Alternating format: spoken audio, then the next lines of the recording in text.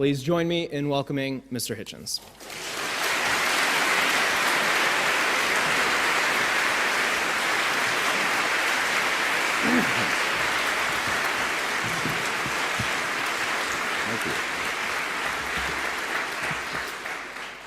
Well, my thanks to the noble Sharif for that suspiciously terse introduction, and for his kind remarks about my agelessness. I have to confess, though, there is a portrait in my attic that's beginning to look distinctly seedy.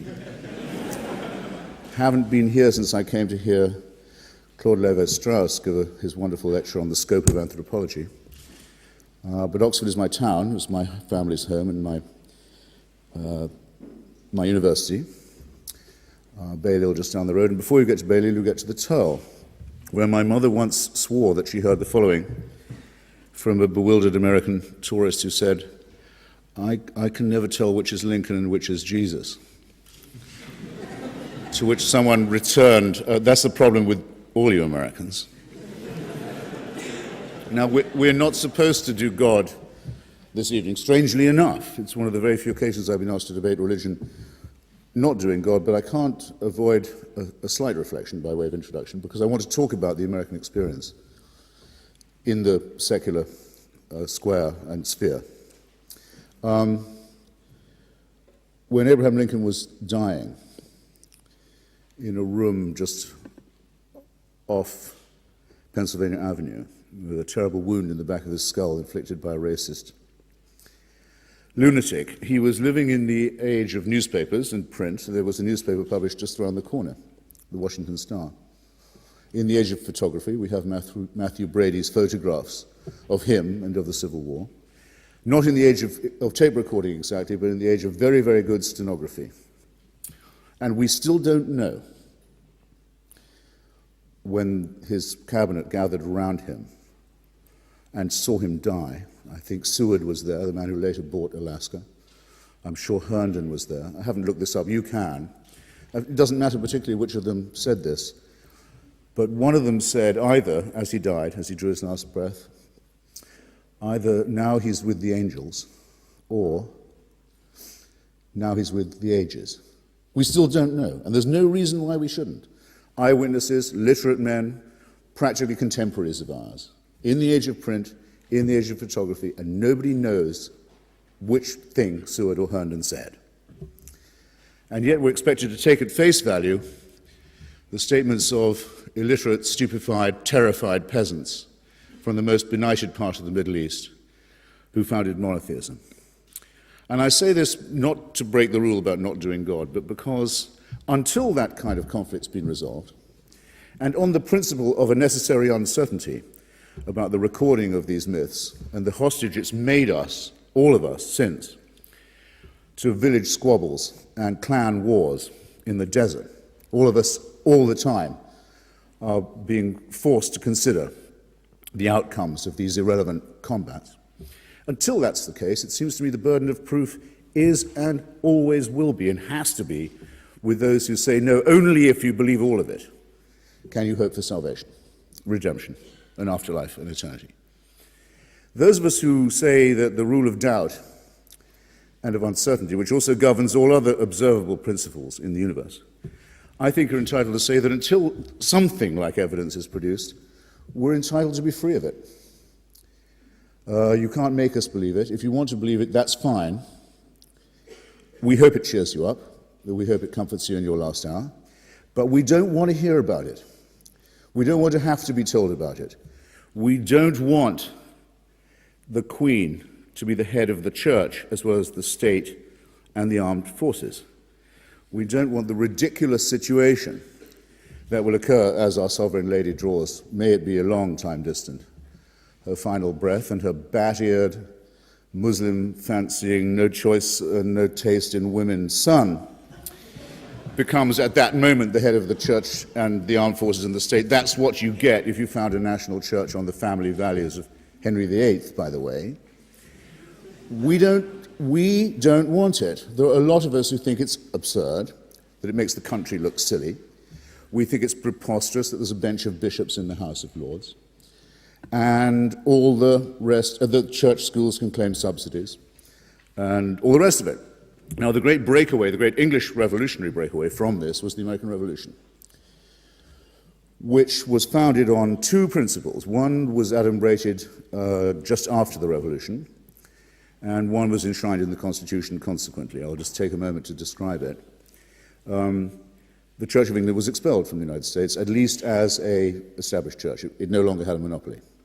Up until then, therefore, if you'd been, and after the Revolution, if you were a Catholic in Georgia, you couldn't run for office. If you were not a Catholic in Maryland, if you were a Catholic in Maryland, you were the only person who could run for office. Jews were forbidden to run in New York. Everyone was different. The state religion of Georgia was pronounced to be Protestant, with no further definition. In Virginia, after the scrapping of the established church, it was decided to have a debate. Patrick Henry, great revolutionary, said we should now subsidize all churches from the taxpayers' money, not just the Anglican one, the Episcopalian one. Thomas Jefferson and James Madison made the first ever statement of this kind in human history. They said, as a matter of fact, no church should be subsidized. All churches should be allowed, from Muslim, there were no Muslims in Virginia then, to the synagogue, to the Catholic, to the Presbyterian, and so forth. But no church should receive the favor of the government. That Virginia statute on religious freedom, which guaranteed, by being secular, here's my point, obviously, by being secular guarantees religious pluralism. There is no guarantee of religious freedom without a secular system. Became enshrined as what we now know as the First Amendment to the Constitution. And as a result, the persecution of Catholics in Georgia ceased, the persecution of Protestants in Maryland ceased, and you may remember, some of you will already know, that Jefferson, as president, was sent a letter from the Baptists of Danbury, Connecticut. It's a very famous letter. They wrote to him saying they didn't feel safe in their own state. They felt unwanted, persecuted, put upon. They invited the protection of Washington, the capital, I mean, and of the President, Jefferson. And in the famous letter that he wrote back to them, he said, you may rest assured that there will always be a wall of separation, you've heard the phrase, that no one on account of their belief or religion shall ever feel persecuted in this republic. Now, just for fun, is there anyone who knows what the Baptists of Danbury, Connecticut were frightened of? Very good. Actually very bad, because it's only one, but well done. They were afraid of two. They were afraid of the Congregationalists of Danbury, Connecticut. That's who was persecuting them. Now, I actually do understand the difference between a Congregationalist and a Baptist. It's not a very interesting one. It repays a certain degree of study. But we don't have to know anymore, because that persecution was put an end to. No one shall have any preference on account of their faith. You are free to practice any religion, and you are free from religion as well. And under this great roof tree of the Constitution, as Jefferson described it, has grown up the most pluralist, the most democratic, the most multi-religious, the most tolerant society in the world, where it is illegal for the government to support the establishment, even indirectly, of a church. Now, I believe this constitutional principle should be further tested. I believe, for example, I'm actually bringing a motion about it to their attention, that the Supreme Court in Washington should hear evidence that no United States money can be used for the building of settlements on the west bank of the River Jordan. That this, an illegal establishment of the Jewish religion with American money, unconstitutional, we can't do it. I think that the same should be said to the Saudi Arabians, that until they allow synagogues in Saudi Arabia, until they allow Christian churches in Saudi Arabia, and most important, until they allow the Tom Paine, Richard Dawkins study library in Riyadh, they're not allowed to open any more madrasas in the United States with covert Saudi money. You'll see why I suddenly shift to the foreign arena. I only have 3 more minutes. Look to your east, see how the Russian Orthodox Church has become the black-cowled guardian and clerical guarantee of the newly revanchist, expansionist, great Russian chauvinist, KGB-like regime of Vladimir Putin. If you haven't looked at it yet, look at it now. You're going to be hearing about it very soon. It's going to be adding to your woes. Look and see what's going to happen when a nightmare that was being discussed when I was a young man at this university. What will happen when a crazed regime gets a thermonuclear weapon? We're about to find out in Persia, where an ancient civilization has been blotted out and superimposed upon by a theocratic regime that considers all adults as children and as property of the church. You're about to see what happens when the Messianic settlers get busy. You're about to see what happens when, as they never cease to try to do, the Christian right in the United States argues for the teaching of nonsense in school to American children. Or sometimes, when they're feeling cowardly, equal time for creationism. So, yes, children, after the chemistry period, we'll have our alchemy class. After we've done astronomy, there'll be Mrs. Watkins will take the astrology group after break. We'll wear out the day in this way. No, we won't. That's flat out unconstitutional. We beat them in court every time, every day. They're never going to get away with it. Is there anyone here who, when they look around, just some of the places I've mentioned, wishes that the Israelis were more Orthodox, that the Russians were more devoutly committed to their church, which says that not only should Russia be Christian, but it should be Russian Orthodox Christian, and bans Baptists and Catholics and any other kind of religion? Don't they see the pearl that they're throwing away? That until they understand that secularism is the only guarantee of religious freedom, religious pluralism, there will be no progress. Check it on a graph. Look at the Muslim world. Look at any country in Western Europe. The further they move away from an established church, the more democratic, the more prosperous, the more pluralist, the more open, the more available to innovation they are. Do it on a graph for the Muslim world. Indonesia, Turkey, Tunisia, reasonably tolerant places to live precisely because there's no Sharia, precisely because there's a separation made between church and state. This example works, if you think about it. I'll leave you with a thought because my time's up. This works in all countries, in all societies, and at all times. So, not to argue from authority or from a majority, but I really do hope it works with you too. Thank you very much for having me.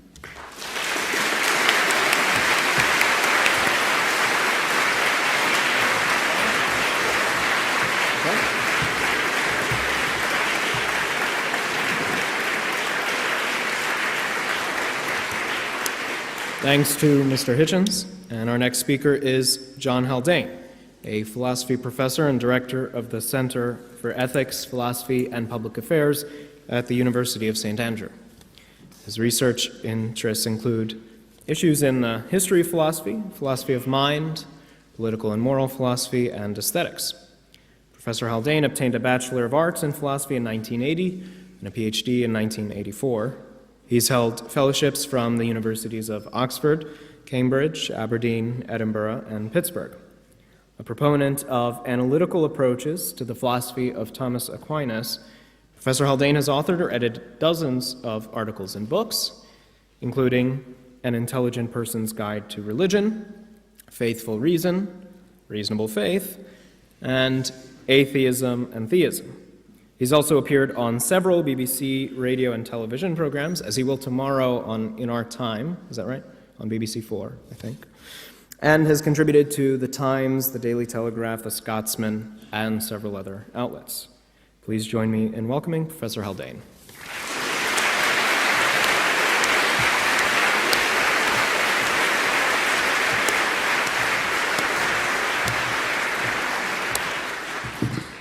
Thank you very much, Sharif. Congratulations on organising this, and thanks also to the many others who I know have been involved in this organisation, particularly those who are members of Veritas, but also the other associations that you mentioned.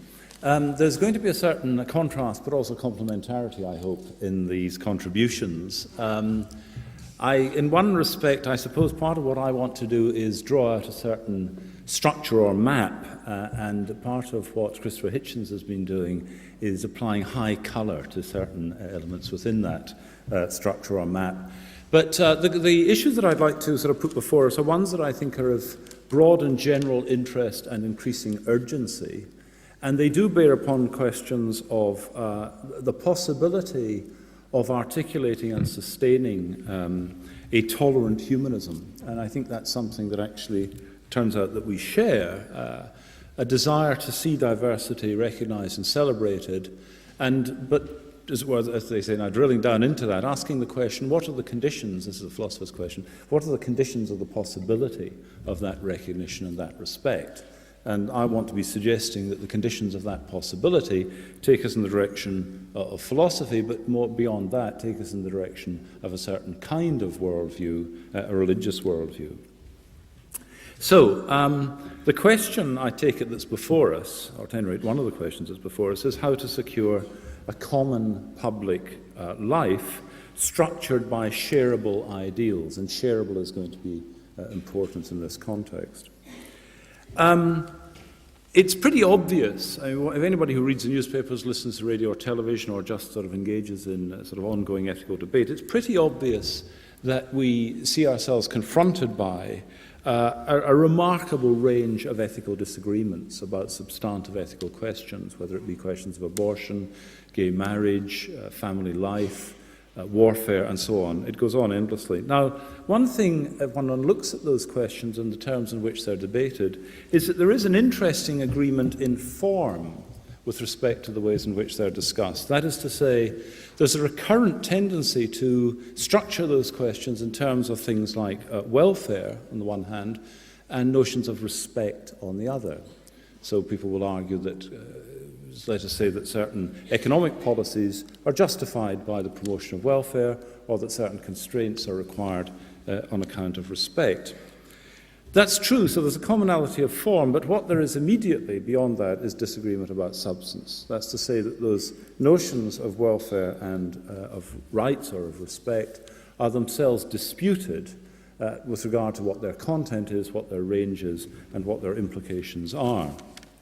Now, I think the fact that there's this agreement in form and disagreement in substance is itself rather significant, because what I think it points to is a common philosophical and religious heritage that's showing through in the expression of those concepts, but the decline of that philosophical and religious heritage is part of what explains the disagreement when it comes to matters of substance.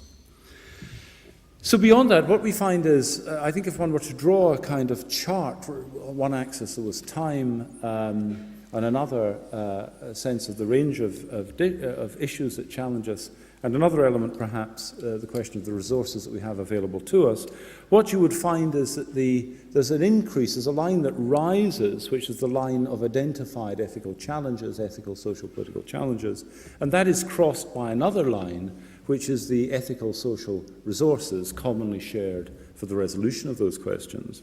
When those lines crossed, I'm not exactly sure, sometime I think in the 20th century. That's to say, we had a sense that the ethical resources, the common ethical resources, were declining, while the ethical problems were increasing, and now those two lines stand at some distance apart. And one question then is how those might be brought together again. Now, in the task of trying to structure a common public life, a set of values adequate to arbitrate between competing views with regard to some of these issues, and more broadly with regard to the structure of society and the way in which we might organize our lives, with regard to those, there are kinds of two sorts of values that are at issue. I think actually Christopher touched on one of these. There are certain procedural values to do with notions like fairness, equality of access to positions, and so on. And then there are substantive values. Now, with regard to the procedural values, these are typically justified by reference either to notions of respect or to notions of utility or welfare. And I want to come back and ask briefly where those notions of respect and utility come from. With regard to the substantive, you can only get so far with procedural values. You can sort out matters of fairness, equality of access to positions of power, and so on, but that still leaves you with certain unanswered questions, which is what conception of the good, what set of values ought we to be in pursuit of? Obviously, there's much more to be said about that, but at this point, all I want to say is that engagement with those fundamental questions about issues of substantive values is unavoidable. One simply cannot resolve all the questions simply by reference to procedural values of fairness. One has to actually ask at the end of the day, what goods are we trying to pursue? But the further problem is, it seems to be both unavoidable but also unattainable. We seem to need a conception of the good, both individually and collectively, but we seem, or conceptions of the good, but that seems to be unattainable. Why unattainable? Well, one set of considerations which I'm not going to touch on, not that they've not been pervasive and influential, but I think of them as being very broadly, if I can put it this way, vulgar, are considerations of relativism and skepticism.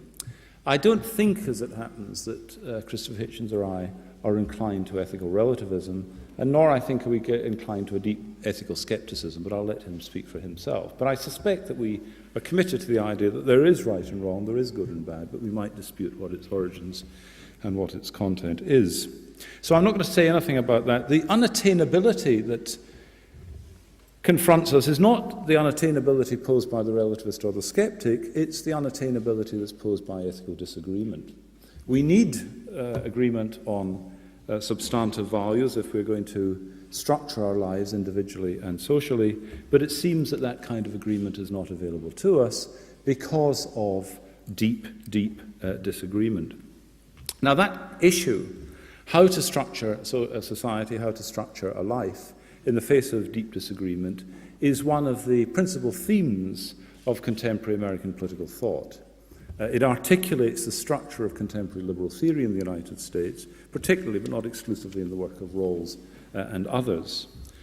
Rawls contrasts different approaches to this, but basically he thinks that we live under conditions in which it simply isn't possible to base our lives on a shared, what he calls a comprehensive doctrine, as it were, a broad philosophy of life. Now, I think he's right in part, he was right in part about that, but I think he was wrong in thinking that it was possible to do it on some other basis as well. So, let me just say something about some of the concepts and some of the ideas and some of the values that feature rightly in our ethical discourse.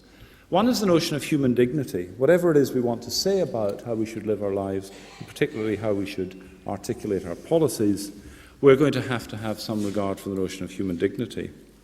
Secondly, it seems to me, and importantly, is the notion of the inviolability of the innocent. This is invoked on one side by those advocates of pro-life causes against abortion, against certain forms of euthanasia and so on, but it's also invoked by advocates of just war theories and in other contexts where they see innocents being slaughtered or put at risk in some way. So human dignity, the inviolability of the innocent, and then thirdly, I would say a duty of concern or regard for those in material or psychological, or one might even say spiritual need. Now, what I'm interested in is this. What is the source and foundation of those notions? Notions of human dignity, inviolability of the innocent, and duty of concern and regard. Well, here are two secular efforts to try to ground those. One is in the impartial promotion of happiness. Broadly speaking, a utilitarian approach that says that we can find a place for these values in terms of this regard for human welfare or human benefit or human happiness, impartially considered. Each is to count as for one, nobody for more than one. The second, an alternative foundation, is not in the idea of utility or the promotion of welfare or benefit or happiness, but in respect for rights. And with regard to that, the idea is that each of us has an inalienable status that others must respect.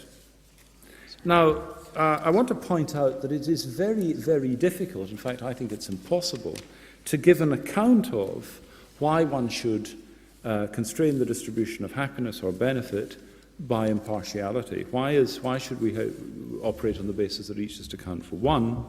And why should we have a respect for rights rooted in the idea of the ethical status of individuals? Very hard to find a secular foundation for that, but relatively easy to find a religious one. The impartial promotion of happiness is rooted religiously in the idea that each one of us here and each human being throughout the world is an equal creation of God, that none of us exists save for God's chosen to contribute to, creatively contribute to our origination. And therefore, that being the case, none of us should be disposed to act to deface a work of creation, in particular a work of creation that is itself an image of God. That there's a kind of, the desecration that we feel that comes in attacking the innocent and so on is quite literally that. It is an attack upon the sacred, because what shines forth in the face of each human being is an image of the face of God.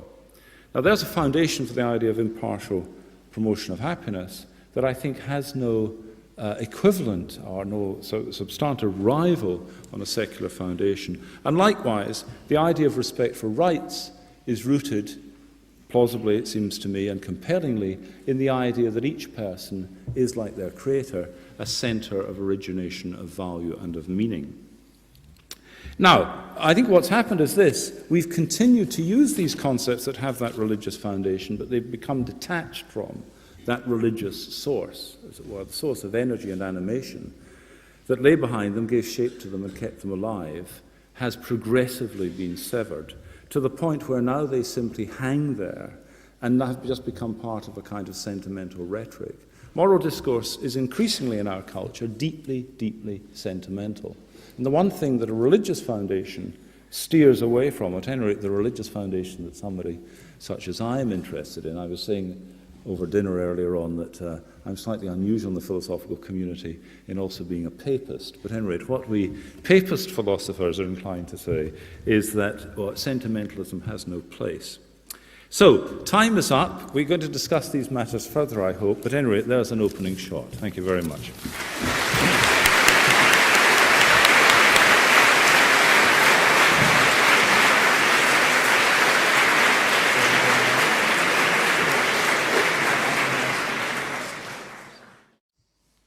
So I'd like to start the Q&A segment by asking each of you, actually, to pose a question to the other that highlights what you consider a central difficulty for the other person's worldview as a public philosophy, as a foundation for these values and ideals that we're saying we agree on and need a foundation. So Professor Haldane, why don't you go first, and then Mr. Hitchens. Well, where I think we're in agreement is that we're seeking for a kind of tolerant humanism that can respect certain kinds of diversity, not any kind of diversity, but seriously grounded diversity and difference. And I see the foundation of that as provided by respect for individuals as autonomous centers of created life, if you like. And I suppose my question most basically Excuse me, did you say autonomous centers of created life? Created life, yeah. Which is also itself part of an ongoing creation, I think. But I suppose my question, very simply, to Christopher would be this. What does he think grounds the values of human dignity, respect, human value, and so on, if not the kind of theological foundation that I suggested? Well, first, I think a fairly unsentimental realism, which would consist at the minimum of a recognition that we're not created, that we are evolved, and that we are, in fact, identifiable members of a primate species with kinship with other animals. Some people don't like to believe this or think it would be unpleasant if it was true, but it just is. So we may as well deal with that. I am generally tolerant. I love to teach arguments. I like to take part in arguments, but in this case there is no argument about creationism versus evolution. It's over. It's been over since a debate at the Natural History Museum in this university in the mid-19th century. The basis further for our morality, why is it that we think of others? Why do we care for them? I think is equally simple, if you like. Just as religion is preached to the simple and doesn't require a great superstructure of theology, the principles are essentially, I would even say, simplistic, but we have such a thing as human solidarity. If we didn't have it, we wouldn't have got this far. The usual statement of the nearest statement we can make of the moral absolute, the best approximation we've come up with is what's called the Golden Rule. It's variously stated, but it's usually rendered as something like, don't do to others what you would not wish them to do to you. This, of course, makes it difficult to pass judgment on people like Charles Manson or Adolf Hitler. It's open to the charge that it's only as good as the person making it. That's why I have a difficulty with the idea of moral absolutes, but it's a pretty good approximation. There's no society ever been discovered that doesn't have some such principle. If you tell me that my grandmother's Jewish ancestors got as far as Sinai not knowing that murder and theft and perjury were bad, and only then found out, I will say to you, they wouldn't have got that far if they'd been under another impression. There has been no revelation of this. It doesn't come from on high. It's innate. It's one of the things that makes up for being a primate. If there are some people who don't have it, but we call them psychopathic. And we have to reason it. If Jesus and Muhammad and Abraham and Moses had never been born, which in any case I tend to doubt, or that if all the stories told about them were untrue, if that was suddenly to be found and everyone had to admit it, some people I know would go into a panic. Now what will we do? We have no morals suddenly. What could be more nonsensical than that? As a matter of fact, the position we occupy would be precisely the same as it is now. If none of these texts had ever been written, if none of these supposed utterances had ever been made, we would still have to reason together about how to treat one another, about how to build a just city, and about how to have irony and a sense of humor. So that's my answer. And I think the idea that there's a supernatural dictatorship required for us to think about our duties and responsibilities to each other is the most sinister idea ever invented. These questions cannot be referred up to a celestial dear leader. We do not live and do not wish to live, fortunately in any case don't have to live, in a divine North Korea. Thank you.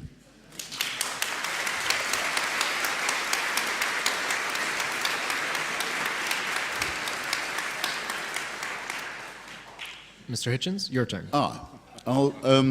Already. I quite deliberately didn't ask myself earlier what I was going to ask, and I'm not even completely sure now out of a target-rich environment of stuff that I took from your remarks, Professor Haldane. I think what I'd like to ask you is this, and don't think of it as ad hominem, please. Would you really prefer me to be a Wahhabi Muslim or an Orthodox Jew or a Jesuit? Do you think I'd be a better person? Do you wish there were more Orthodox Jews, Wahhabi Muslims, and Jesuits, and fewer people like me? And if there were, do you think the world would be a more moral place? Seriously.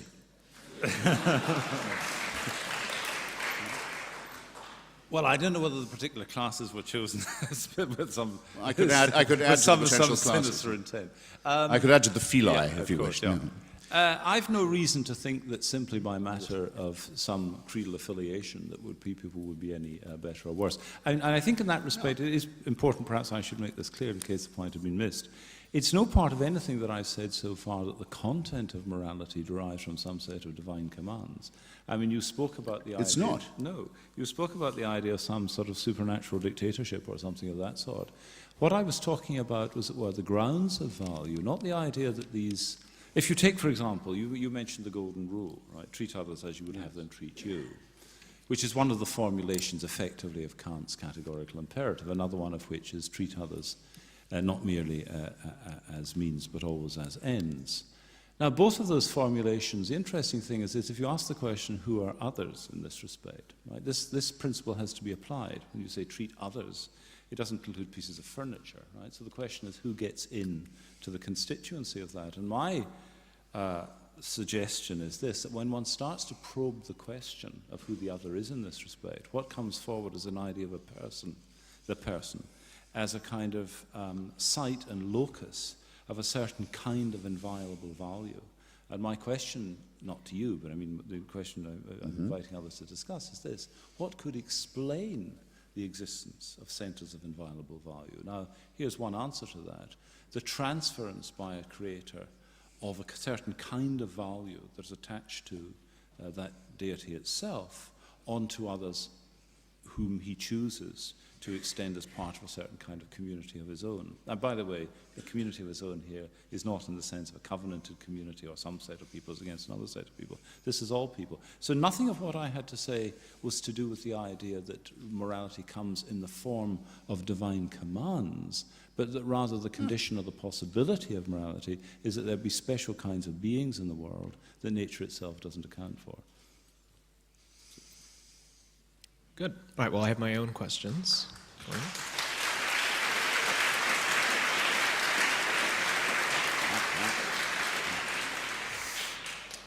First, from Mr. Hitchens.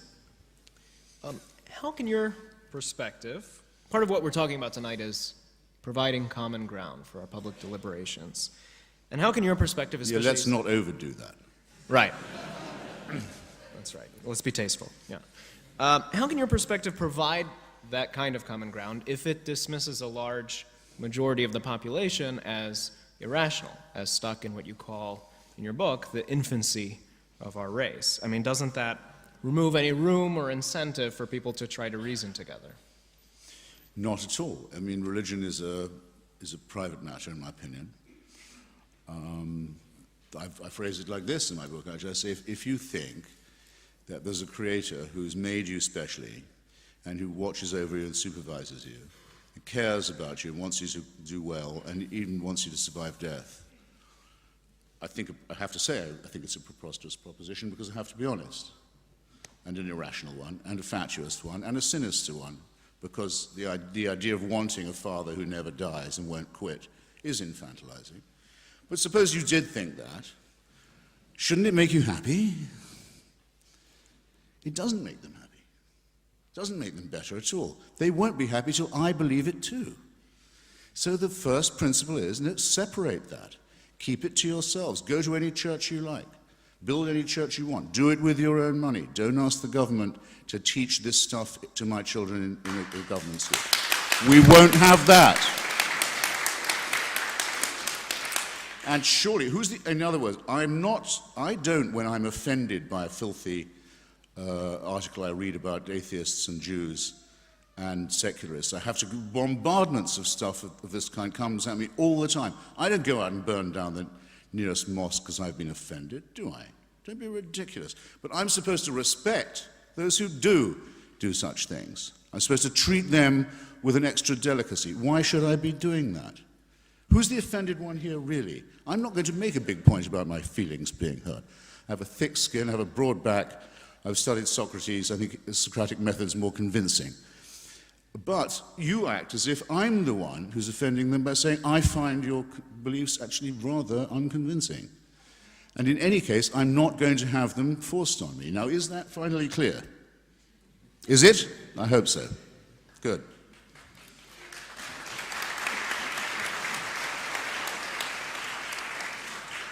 Well, Professor Haldane, someone might have a similar worry in terms of fairness about your own views. So you think that a lot of the moral norms and principles that we base even some of our policies on, so inviolability of the innocent and so on, are dependent on theological claims. But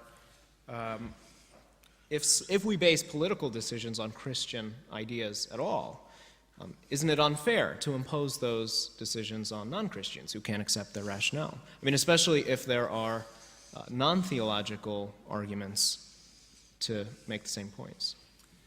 Well, look, I mean, what I'm suggesting is this is a kind of two-stage process here. First of all, what I think is extremely important, and this I agree ought to be a matter of common agreement, at least if not universal agreement, wide agreement between us, is that it is very important to fashion some basis, to identify some basis of common shared values beyond the merely procedural values that I made reference to. Because matters of mere procedural fairness are not going to get us through to the deeper questions. So then the question is, on what basis does one do that? Now, I think that, and here actually, again, I think there should be an area of agreement. I think that, for example, the thinkers of the Enlightenment who emphasized the importance of autonomy, of self-direction, of lives lived from the inside, if I can put it that way, rather than order imposed from the outside, I think identified something very important. But I think we need to probe that question further. What is it to live such a life? It's not just to choose randomly, it's to choose in accord with a conception of value and so on. So what I see at the heart of I see two things at the heart of human nature. One is a striving, a reaching out for truth, a reaching out for goodness and so on, which we recognize in one another, and this enables us to identify one another as members of the same moral species, if I could put it that way. But I think we also find in ourselves and we find in one another a kind of conflictedness that expresses itself universally, quite independently of culturally variant circumstances and so on. So what we're looking for now at this deeper level is an explanation of how it could be that we're beings of a sort that find ourselves directed towards the good and the true, but also beings of a sort that find ourselves apparently irresolvably conflicted both in our interior and between ourselves. Now, I think at that point, the story has to continue. You can't just stop at that point. And I think a religious foundation here of the sort that I've just sort of suggested doesn't turn at this point on the tenets of particular revelations. If you like, in that respect, is a natural theological foundation. But the question then would be, to what extent is that picked up in particular faiths and traditions? And I think, by the way, that in this respect, there is a moral criterion of the adequacy of particular revelations and faiths, the extent to which they do or fail to conform with those ideals and values. So I don't think that every faith is to be respected. That's why, I'm not interested in a kind of sentimental universalism that accommodates faith as if it were some sort of trump card in every context. There are some faiths that are absolutely, abhorrent.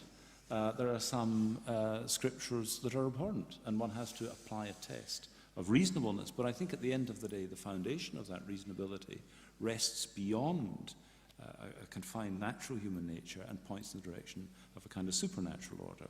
That's the view. Got it. You say got it?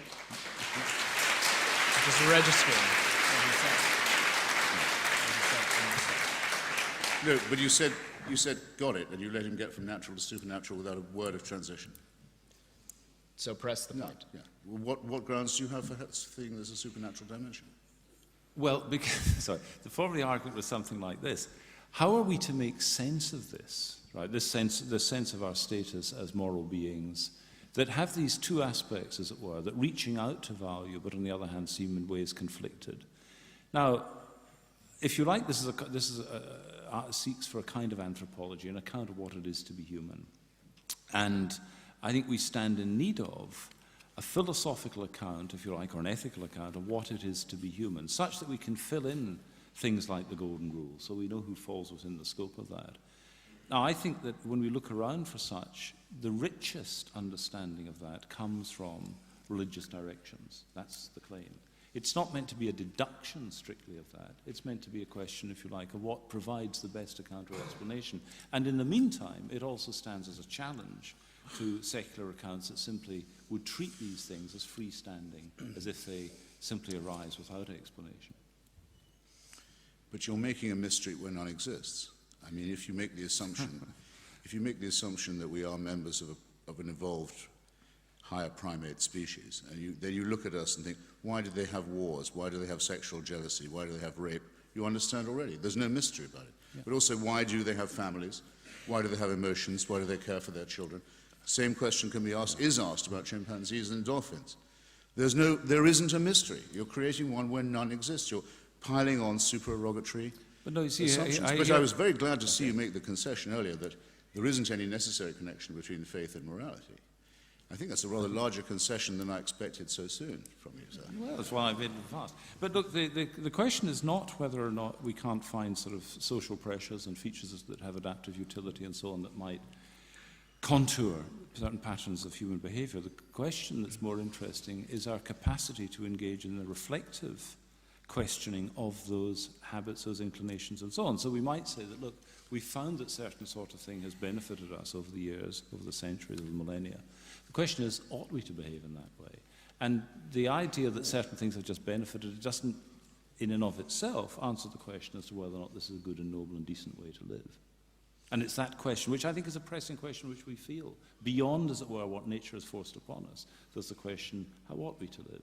And that's a question that only moral beings can ask. And by moral beings, I mean beings that are not simply determined by those evolutionary and historical pressures. I wouldn't say determined, but shall we at least say conditioned. and, by the way, not created. You talk as if we have a responsibility to a higher being, which we don't. When you say, since mammals do behave in this way, which you agree, that's the is bit, then of course we can ask, ought they to?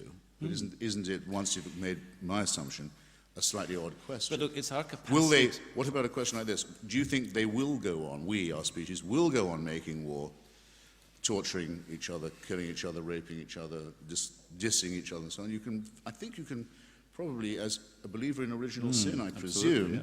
and make the assumption that they will. But I, without original sin, can tell you that that will happen. Yeah. And the question, I suppose, would be why. But look, the point is, it's just there's that no ability. why. There's no why, there's no mystery. But it is precisely that ability to reflect upon our condition that reveals us to be moral beings that transcend that mere evolutionary history. But look, that's going to be the point of contention. Also, we're usurping Sharif's... That's true. Sorry. In fact, yeah. The next question was for you, Mr. Hitchens. Goody. It's a clarification from some of your writings. So you've written that civil rights reformers like Martin Luther King were, despite appearances, not really religious, but secular. And that certain murderous tyrants like Stalin were, again, despite appearances, not secular, but religious. So what do you mean by that? And why isn't it just a case of calling anything you dislike religious and anything you like secular? Right.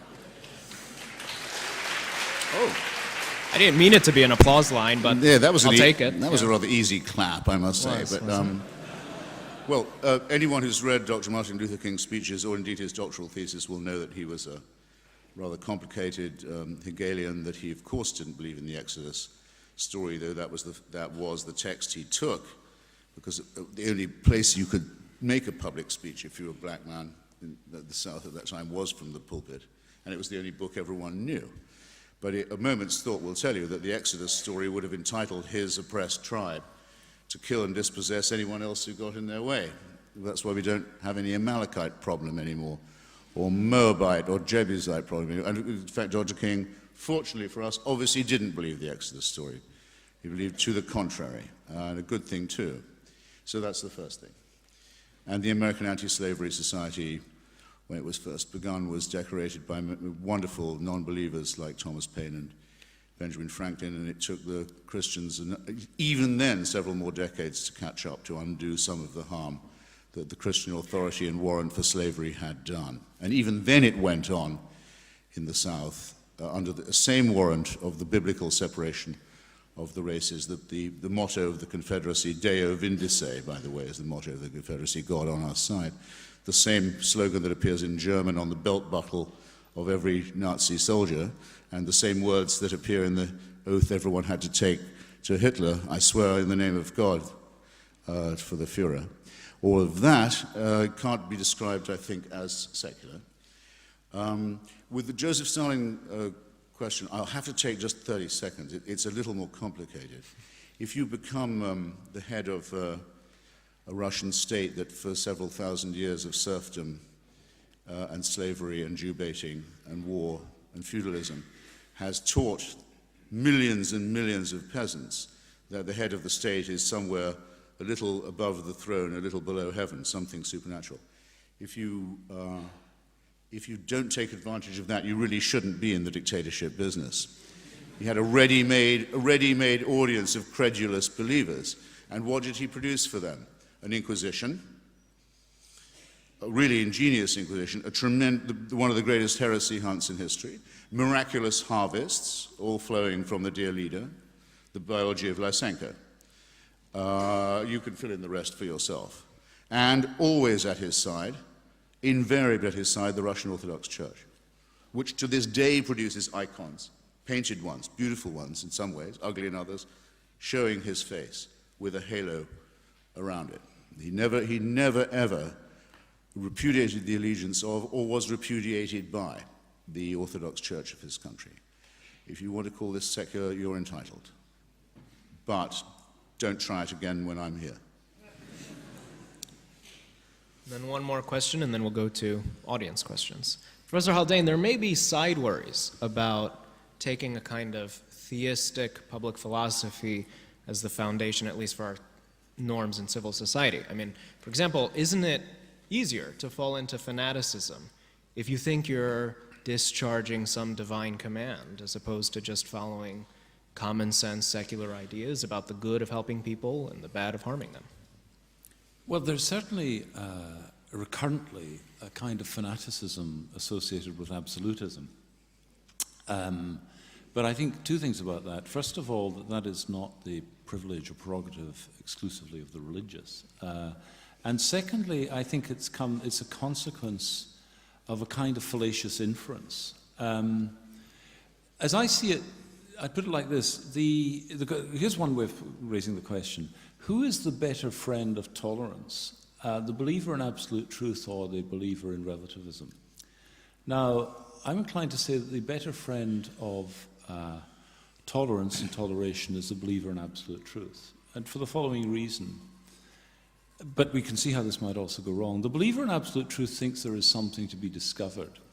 And if that person has any experience of serious inquiry, they will know that human beings are fallible in the effort to discover it. But they will recognize in others what they find in themselves, a desire to discover it. And so the ground, what that belief in absolute truth does in the human search for it, is grounds a respect for fellow inquirers and a recognition of the fallibility that we exhibit in our efforts to discover it. So there's a kind of toleration that comes from recognizing others as seekers after truth and the difficulty of discerning that truth.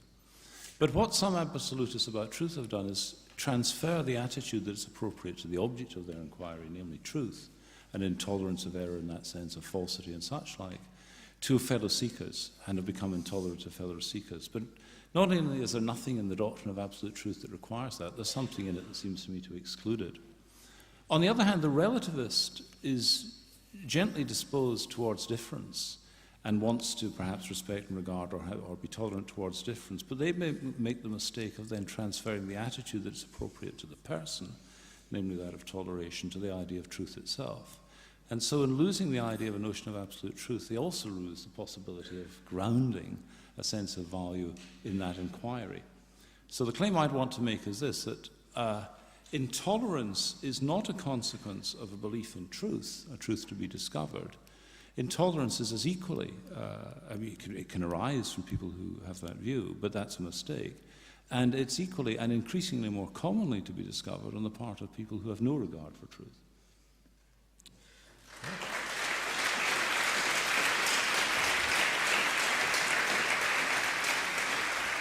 Where is it coming from? Go ahead. Were you going to add something? Well, I'm not sure it's my turn, but...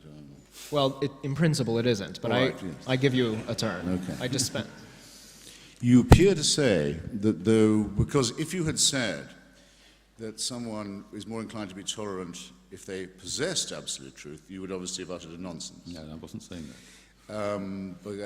Because people who think they have the absolute truth, believe me, you don't need me to tell you, are capable of anything, including tremendous lying. Yeah, but there's no point in repeating the So thing instead I of didn't say, instead right? of saying that, you seem to say that there exists somewhere a Platonic absolute truth, but it can't be attained by us, though we keep looking. How's that different from relativism? Well, because, first of all, I didn't say Platonic, but what No, I I'm just, saying the idea... you don't say. Well, then Yeah.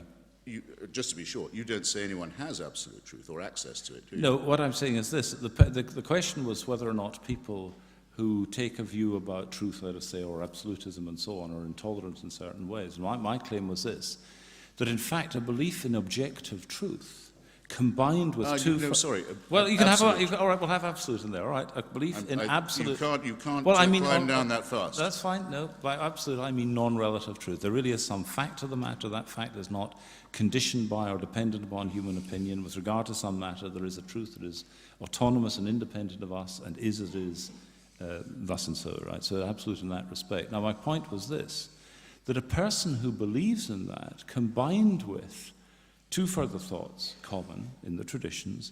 One is that we are interested in that and that human inquiry is directed towards the discovery of that. Science is one example, ethics is another. There are lots of them, right? Areas in which we seek out truth of that kind.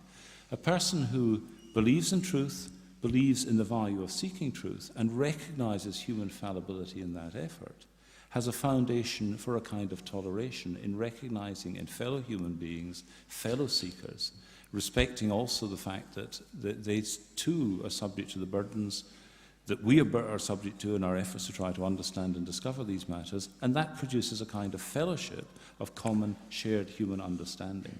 Take away the notion of absolute truth, and all you have, as it were, is a fashion of the moment as to where it is that things tend to go at any given moment. All right, well, look, I'd now be usurping as we would, the right of the audience to ask a question, but I'll just have to leave you with this. I mean, are you saying we'll know absolute truth when we find it? And I could make a statement of objective truth easily enough, and so can you. But can you make a statement of absolute truth while we wait to find what it is? Well, and how is that different from a relativistic, skeptical, open conversation? Well, look, open conversation, skepticism, and relativism are three different things. Right, but with regard to the question, they're a trinity that partakes of one another. Then. I hope not. If the condition of the possibilities of an open conversation is you'd be a relativist or a skeptic, then that seems to me a mistake.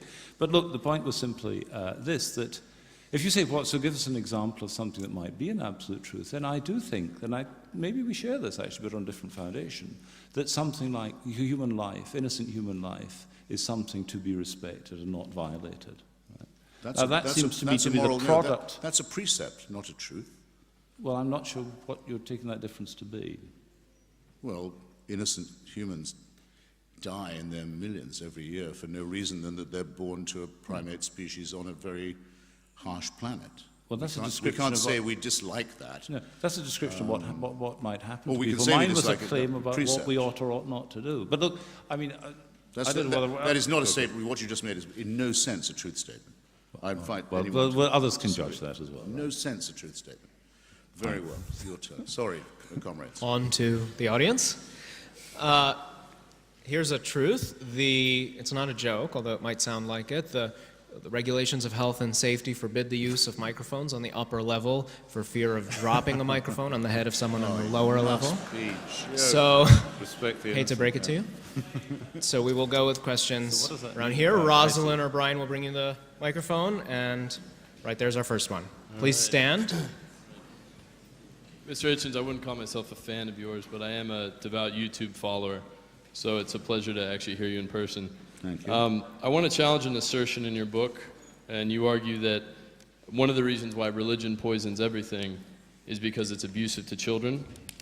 Now, multiple studies have shown that in the U.S., religiously active youth are less likely to be depressed and commit suicide, and they're less likely to abuse drugs and alcohol.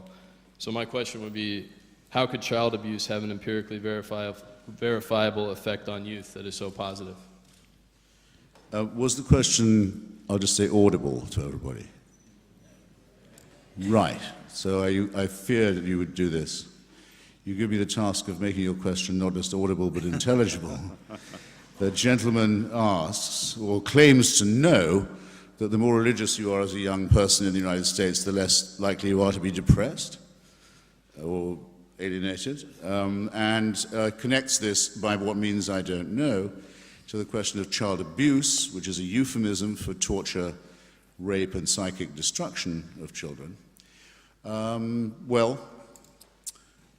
Two things. First, it is said that Louis Farrakhan's Nation of Islam group gets black kids off drugs. I have no means of knowing whether this is or is not true. But let's grant that it might be true. It doesn't seem to have been established, but it doesn't alter the fact that the Nation of Islam is a racist crackpot organization, which anyone interested in mental health would be well advised to stay away from. It is said that the Mormon Church has a lower incidence of misery in family life and higher motivations. That might, for all I know, be true. But it doesn't alter the fact that Joseph Smith's fake religion is an outrageous imposture on human reason and dignity. It's a cult.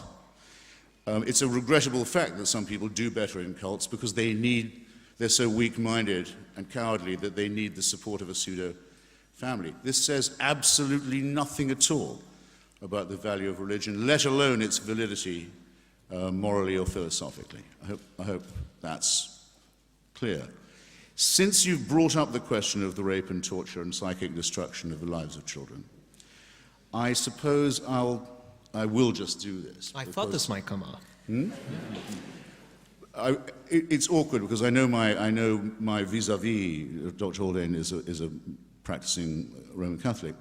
But it does seem to me that after what we've learned about what the Roman Church has done to the children entrusted to its care, that I don't know of a single case, I've studied quite a lot of them, Australia, the United States, Ireland, France, Austria, Germany, Italy, and this is by no means an exhausted list, that there is no case where those children wouldn't have been better off if the secular courts had the ordering of it, instead of private, secret religious courts that were interested not in what you call, rightly, the inviolability of the innocent, a precept, not a truth, but a precept that you invoked, but were instead concerned only with the silencing of the victims, the exculpation of the criminals, the covering up of the crime, and the continuing exculpation, cover-up, and blackmail of the victims,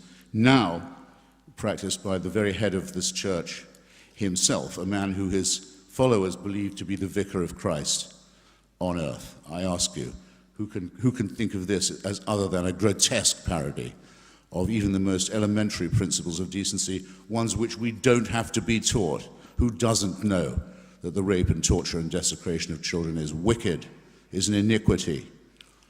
And how I'm never going to be told again by the Roman Catholic Church that I wouldn't know good from evil if it wasn't for them. I'm sorry. I'm never going to hear that again. Good. In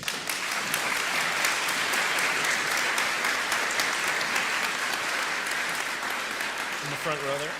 Yep. Okay, thanks for your talk.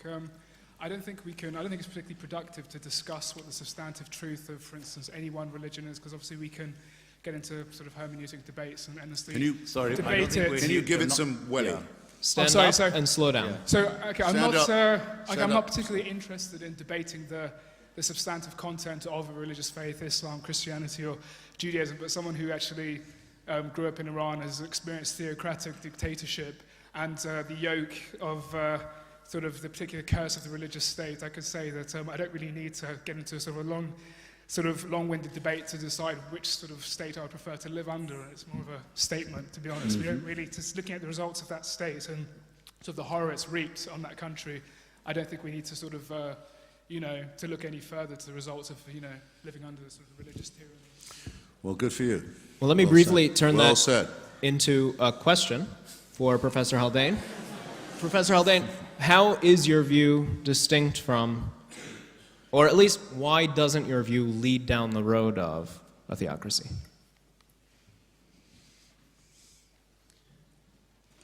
Well, look, a theocracy is a claim about the authority of a church or some religious structure to govern something like a state, or to have jurisdiction over a population out with the sphere of its liturgical and other practices, for example, that it would make law more generally. I don't see any connection. It's two thoughts about this. One is I see no connection between the things I have said and the idea that theocracy might in some way be a good thing. Secondly, the history of these things teaches us, even those of us who inhabit these religious spaces, that theocracies have proven to be a bad thing.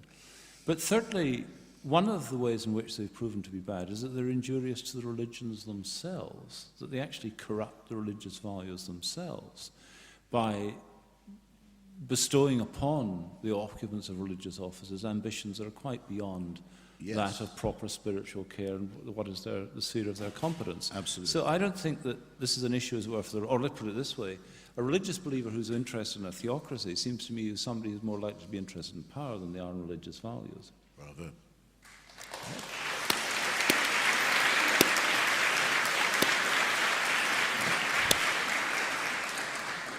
My point. Our point. Very good. Is this distasteful to you? Well done. Too much agreement? We're not allowed to agree, or no. Go ahead. Bring it Hi. on. I have a question about religious pluralism. So Listen, I'm sorry, we're having difficulty up here, I think, hearing the questions. Could you just go, I don't know about others, but if you could just go slightly slower, please, and then we'll hear them, I think. Sorry, is that all right? So I have a question about religious pluralism. Mr. Hitchens spoke about religious pluralism sort of as secularism, and I first wanted to contest that conflation and talk about religious pluralism as something that's not a reality of religious diversity and plurality, but sort of a state of what do we, sort of a positive definition of what we do with the reality of that diversity. So I wanted to ask what each of you, what your vision of religious pluralism is, acknowledging religious plurality in a world where religion is in or is out of the public sphere. I'm sorry, I missed it. In a world in which... Well, one of you is clearly arguing for religion to be part of the public sphere, and one is arguing for religion to be out of the public sphere. So what does religious pluralism look like to you in each of these situations? And not just not pluralism conflated with plurality or secularism. Can I just start with a shot at that, and then you can see how we're coming in? Yes. I mean, supposing maybe this will help, I don't know. Supposing somebody said, what is your view of, say, aesthetic pluralism?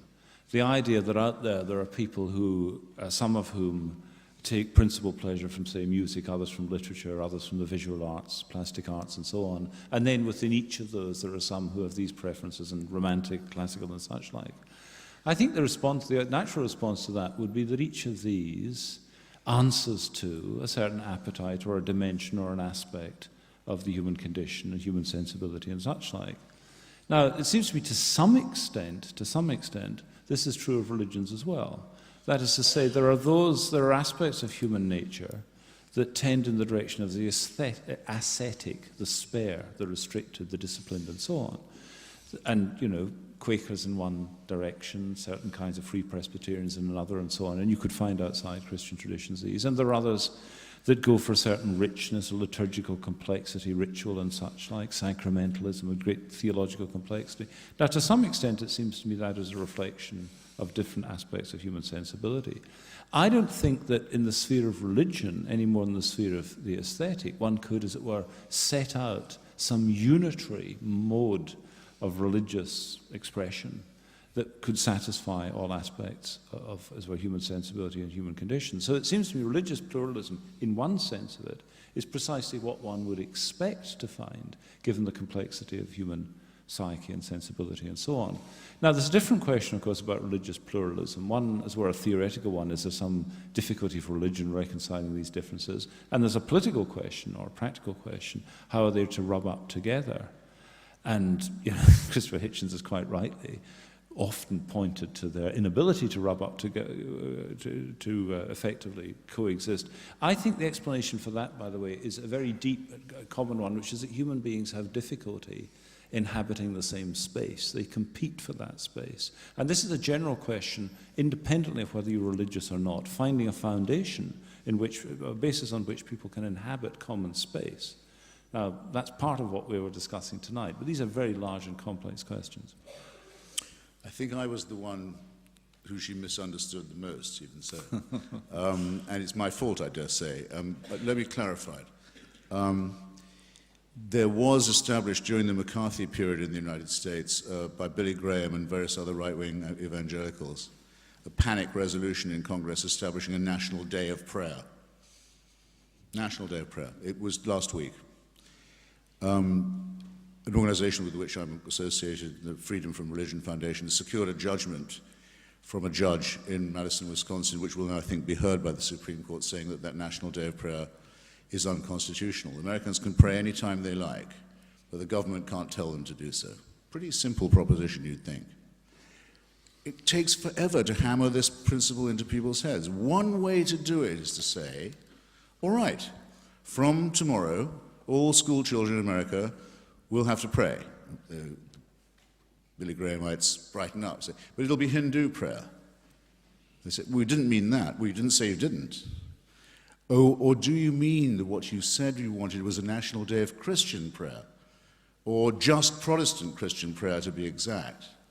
Because otherwise we can say they'll all have to say Hail Mary in school, and surely that'll be just as good for their moral education. Or they'll all have to go to shul. Or they'll all have to make the Muslim profession of faith. Surely any of these are better than secularism or atheism. They don't get it. What they don't understand is it's only people like myself, the secular forces, who say the government has no business here, who guarantee that they won't be oppressed by another religion. And it's, in other words, there is only one way in which any society has ever guaranteed religious freedom, and it's by a wall of separation between church and state. I really don't think that penny should have taken so long to drop, if I may say so. Rosalind, could we get that gentleman right here? Yeah. Cool.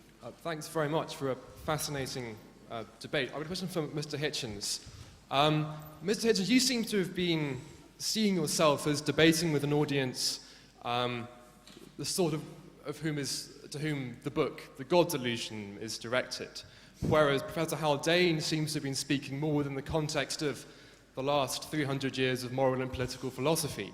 In particular, people like John Rawls and Bernard Williams and Simon Blackburn. And so I want to get back to the question, which I think was the first that Professor Haldane asked, and which is specifically mentioned in the synopsis of this talk, which is, do you think, do you accept that the only way that you as a secularist can ground your normative conception of the person is simply to say, well, it's in my intuition as an evolved being, and if you don't share that intuition, then there's not much I can do to persuade you?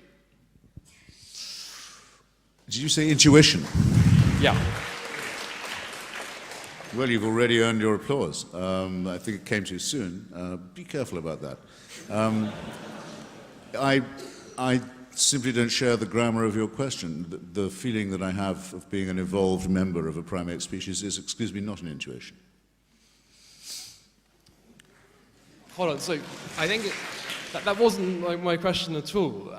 The question is, okay, Well, right, then you might have left that bit out there. We are all evolved members of the primate species. I accept that entirely. Now, having accepted that, Yes. and living in a society where lots of us don't share religious intuitions, and you as a secularist, when it comes to debating within society and using reasons in public debate, what reason do you have when you're arguing in favor of things like fundamental human rights? What reason do you have to ground those rights and normative conceptions of the person? Well, first, I'm not taking a secularist position. I'm an atheist and anti-theist. The main common ground I have with Dr. Haldane is if I was a believer, I would still be for the separation of church and state for the excellently phrased reason that he gave. Remember how Dante says, I see the Pope is still fornicating with the emperor. That it isn't just that I don't want the society or the state religionized, but if I was a believer, I wouldn't want it corrupted by association with state power. In other words, the worst moment comes when the Emperor Constantine says, this is now the official religion of my empire. That's a terrible thing.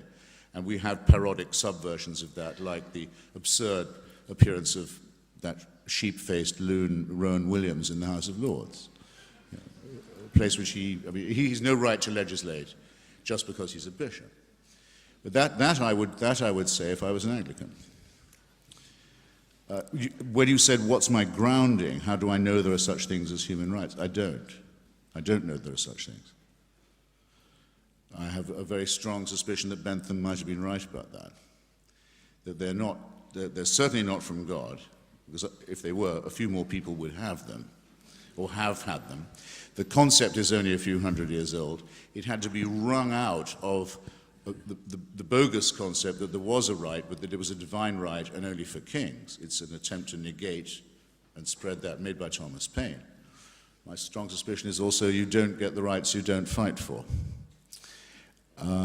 So that's my grounding. I think our position there is about as tenuous as our position as a primate species on a rather dodgy planet.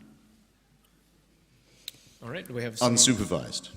The microphone up there. Yes, Mr. Hitchens. Sir. From Virginia, I'm pleased to actually express appreciation of separation of church and state, like you mentioned. Thank you. I also can recognize the problems of having beliefs forced on you. I also can recognize the depraved human condition that we lived in.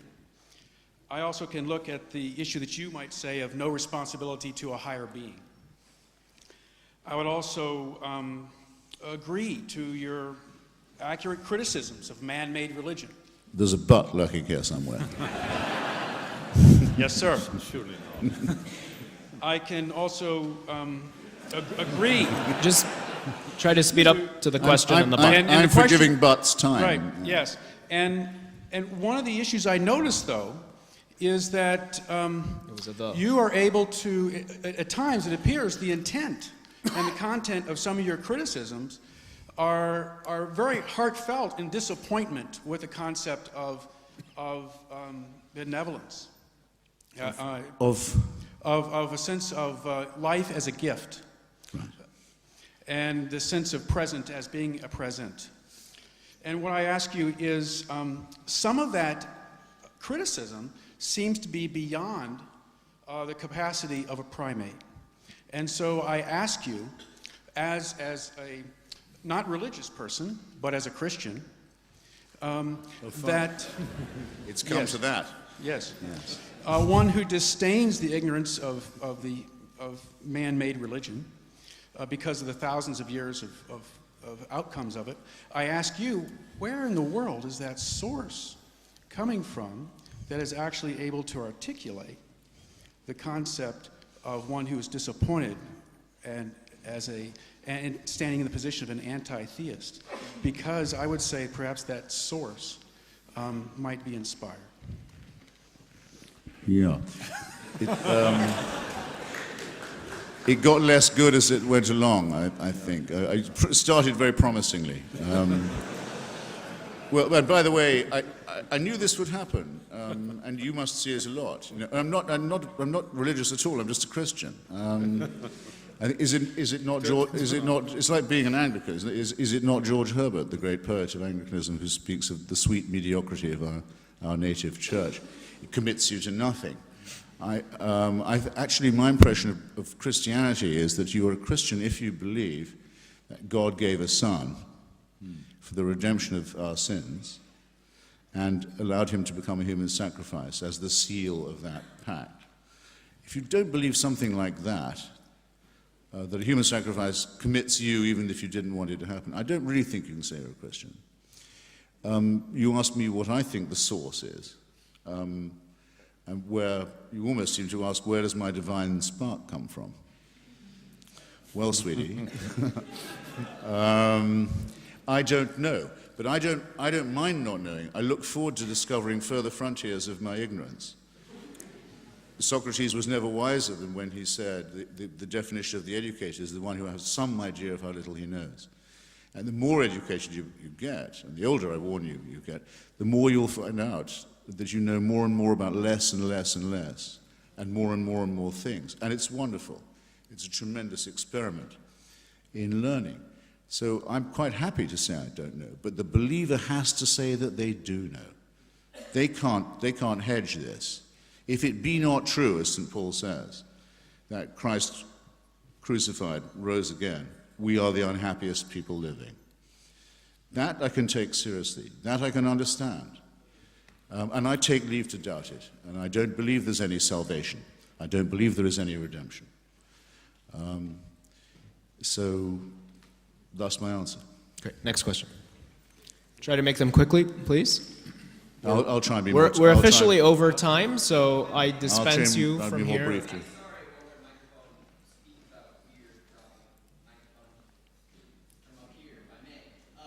Quickly. That's for you. And then we'll go to this gentleman. This is the sort of thing that we would normally do over a 12-week course.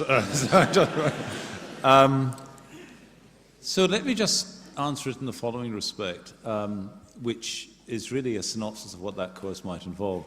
Interestingly, Thomas Aquinas a figure revered within my intellectual tradition, indeed within my church, was in fact a theological determinist. He thought he could reconcile determinism with human liberty, and in that respect he was like David Hume, who also thought you could reconcile determinism with human liberty. I don't think you can reconcile determinism with human liberty. In this respect, I'm opposed both to David Hume and to Thomas Aquinas. But I don't think it's to do with divine omnipotence. I mean, I don't see that as being the key to the problem. Now, I understand why you might think it is, because you're assuming that God has foreknowledge of all that's going to happen. If he knows what's going to happen, it must be that in some sense it's fixed antecedently that it's going to happen. All I would say is this is probably week 3 of this, where we talk about what's known as middle knowledge and God's knowledge of ungrounded counterfactual propositions, but I'm not going to get into that right now. Well, right. But I would say briefly that the role of randomness and uncertainty in biological evolution and in the cosmos is so great that I don't think it can be reconciled with determinism, unless determinism is a way of planning for randomness and uncertainty, which doesn't seem to make much ontological sense. So my own casuistry on this point is to say, if asked if I have free will, is to say, of course I have no choice. Clever. And at least I know I'm being ironic, but the people who say, of course you have free will, the boss in heaven says you have to have it, are speaking nonsense on stilts. This gentleman right here, that gentleman at the corner, and then unfortunately I think we'll have to wrap up. Here I am. Hi. Please be brief. Question to Professor Haldane. I never understood how divinely inspired morals are more convincing than, say, instinctively inspired morals. So, my question is, if for some reason the Holy Spirit would decide to have another encounter 2010 years after the first one, and Jesus would then have a half-brother, and that half-brother would tell the church officials, for example, that after all, the Lord made up his mind, we can now accept morally torture, rape, and mass murder, for example. Would you take his word again? Well, I thought I'd sort of addressed that point, not exactly in the colourful terms in which you present it now, but when I said that, and this in a way there is a kind of odd agreement between us, because I actually think there is a moral test on the adequacy of a proclaimed revelation. Right? That's to say, if somebody says, look, verily I say unto you, the Lord saith, go forth and torture the innocent, which of course in certain aspects of Hebrew scripture some think he did say precisely that. I think that has to be subject to a test of ethical credibility. Now, and again, just to repeat, I'm sorry to repeat the point, but I'm going to have to do so, is my claim is that the role of a religious conception in this is not in giving the content of moral prescriptions or commands, but setting the condition of the possibility of there being intrinsic moral values. That's really the point. And in a sense, we've returned to this again and again, because, I mean, a question was posed from over here, and another question I think was posed from over there. Christopher has been, on this occasion and many occasions in the past, righteously indignant about certain matters.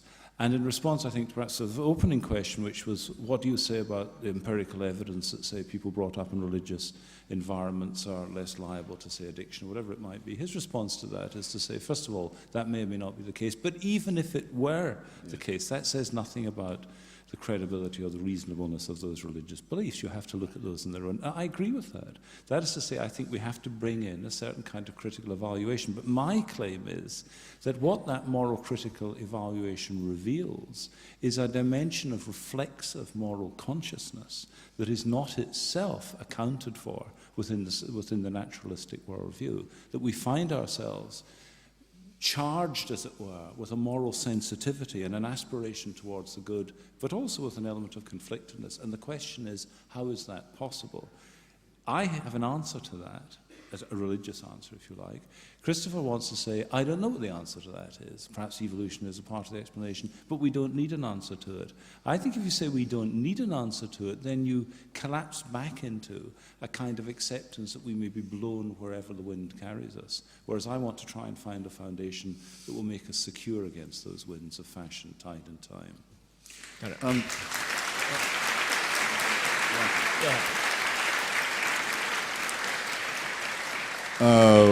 We know from the Bible that the Virgin Mary did have quite a lot of other children. But excuse me? We know from the study of the New Testament that the Virgin Mary did have quite a number of other children. You can duke it out at the reception. You didn't, what? I was just telling them they could duke it out with you at the reception. This is a topic I wasn't sure if they were saying, are they complaining that they can hear or that they can't? Make up your mind. We know from the New Testament that the Virgin Mary did have a number of other. You didn't have to invent such an extreme contingency for your question, because one of the things that makes theology, I think, incoherent and absurd is that not content with creating a supreme being full of love and care, there's another supreme being has to be created who was once himself an angel in heaven, who is the source of all woe and evil and temptation. And God can't seem to defeat him, nor can he seem to save his creatures from having created the Manichaean opposite. So don't worry, your question was anticipated. Oh yes, the one who mandates torture and slavery and wickedness is already amongst us by divine mandate. How do you like that? What could possibly be more ridiculous? Last question. Hello. I suppose I have a rather redundant question to ask, actually. And that's on the actual possibility. Sorry, I'm not getting this. Can others just be quiet so we can hear what you're saying? I'm sorry. Yeah, I'm sorry. I suppose I have a rather redundant question to ask as to. Please bear with me. I'll translate. We'll be the judges of that. Yeah, come on, let's hear the question. As to the actual possibility of a dialogue between an atheist and someone who's a believer, the 20th century intellectual Arthur Koestler once called communism, psychology, and Catholicism closed systems. Now, obviously, that was a very catchy catchphrase, and Catholicism, the way he was using the term, could be expanded. But it does raise the question of a closed system. If we take a closed system to refer to something as very logical, very coherent, working together, and rationality is that looking outwards to some objective fact, as you were both arguing about, it would seem to me that, say, Catholicism doesn't really allow an opening for a sincere dialogue of sorts. And in this case, I suppose one example, you might look to, say, natural law in the US, where just about every noted scholar of it happens to be Catholic. Now, not that that necessarily proves one thing or another, but I think it's rather curious. And I would just ask, believing you do have a rational or a logical system with a reference in rationality, how does that allow you to talk with somebody who just frankly doesn't agree on the facts? Well, I think we have been talking, haven't we? But look, one of the issues that divides the larger Christian community, and I fall on one side of that divide, and many here who are Christians fall on the other side of it, is the notion of the development of doctrine. One of the things that people who would describe themselves as biblical Christians hold fiercely against Roman Catholicism and its shadow variants, perhaps Anglicanism in some modes, is the presumption, as they would see it, to supplement biblical revelation with a whole set of doctrines, dogmas, and claims, and so on.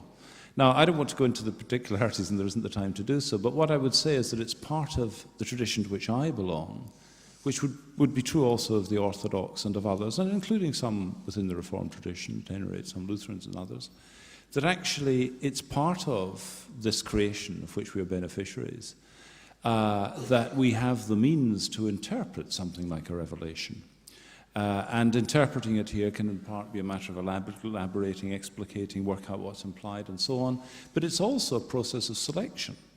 And within the tradition to which I belong, one thing that's emphasized is that it isn't the case that the church is a product of the Bible. It's the case that the Bible is a product of the church. That it was a process of selection begun in the apostolic period and continued until the period of canonization of the Bible in the 4th century. It's a process of intellectual filtering, judgment, putting into interplay various kinds of considerations and so on. And many of those considerations and many of those modes of interplay were drawn from the Hellenic world and indeed from Roman jurisprudential theory and so on. So I think there's no tradition engaging in that broader intellectual dialogue. It seems to be something that, at any rate, my tradition has been doing for at least 1,700 years. Right, on that note, Silence. let's just get a 1-minute summary from each, and we don't have to time it, just be quick, of any final thoughts that you have. And if you have none in particular, then focus them on what it was that either brought you to the view that you hold or kind of helped clinch it for you, just to end on a personal note. I think I just want to say that those who have some impression of an outer figure, a creator, a supervisor, and so forth, may possibly be able to get as far as a deist position and to say, well, given how little we know and how much we know we don't know, we can't absolutely say there isn't a prime mover. We can say there's no evidence for it, but we can't say that there isn't one. The evidence might be undiscovered. I'm willing to debate that, and have often done so.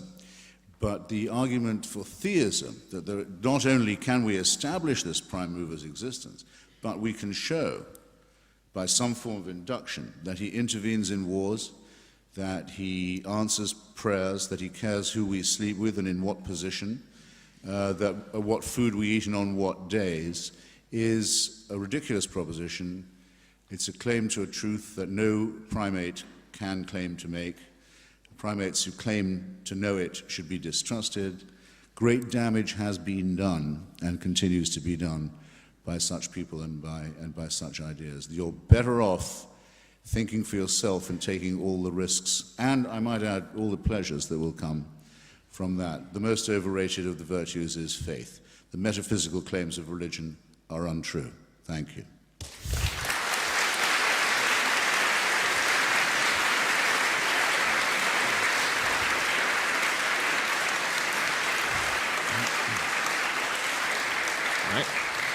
Your turn. Thank you. Well, let me just begin briefly with a supplement to the previous answer I gave, because I suppose that one thing that some might feel is that there's a kind of a danger of a kind of arrogant intellectualism here in dealing with matters of religion adopted by the tradition from out of which I'm speaking, one in which notions of natural law play an important part. And one thing that sometimes some Christians are neglectful of, which other Christians rightly remind us of, is the idea that what we come to and is also a matter of what we're brought to. That actually, what I haven't mentioned so far is the role of grace. Grace not as something merited, but something as freely given. And I think it is an ineliminable part of religious faith, faith understood as trust. That be something that one receives rather than something that one earns or secures by one's own intellectual or other endeavors. So that's one thing.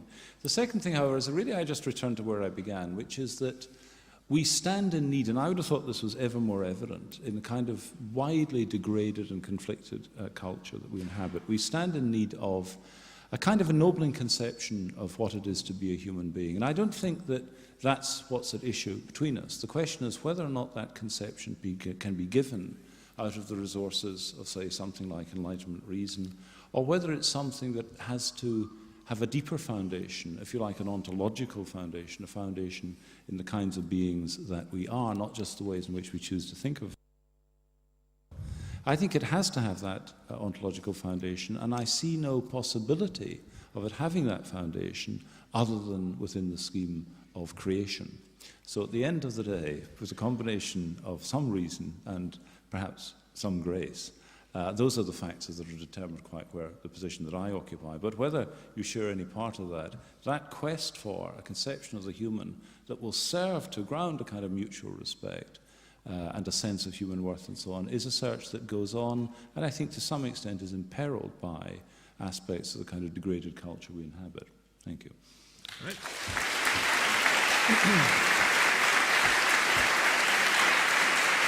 Thank you. Well, the fun does not end here. It continues across the street at Blackwell's with a book signing and some wine. So join me once more in thanking our speakers and then head over there.